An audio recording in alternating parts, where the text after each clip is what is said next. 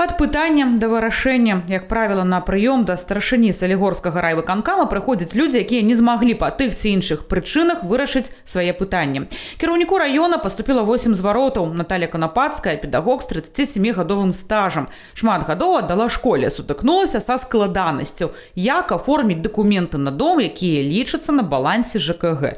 Кіраўнік раёна вырашыў пытанне на месцы. 15 октября делаем регистрацию, документы и связываемся тут уже с сельским советом. Нас по громкой связи слышит Светлана Адамовна. Она уже будет немножко здесь на страже стоять, контроле, чтобы вовремя это сделали. Спасибо.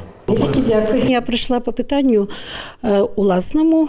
Это питание про мое жилье.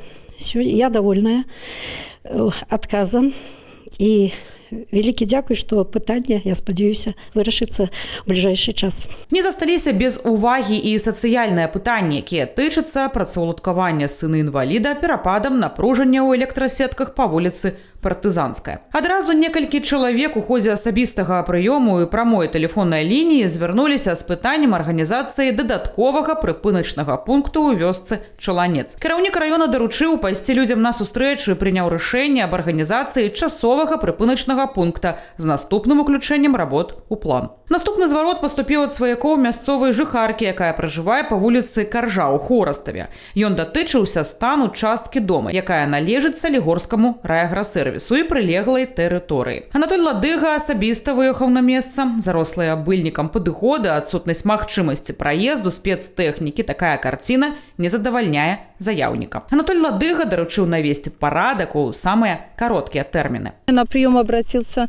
сын Хомич Александры, мать, которая проживает в данный момент в Минске по состоянию здоровья и лечению, по наведению порядка и благоустройству. Это дом, который Солигорского райагросервиса. То есть это вторая часть дома, которая не ухаживается и в которой необходимо навести порядок.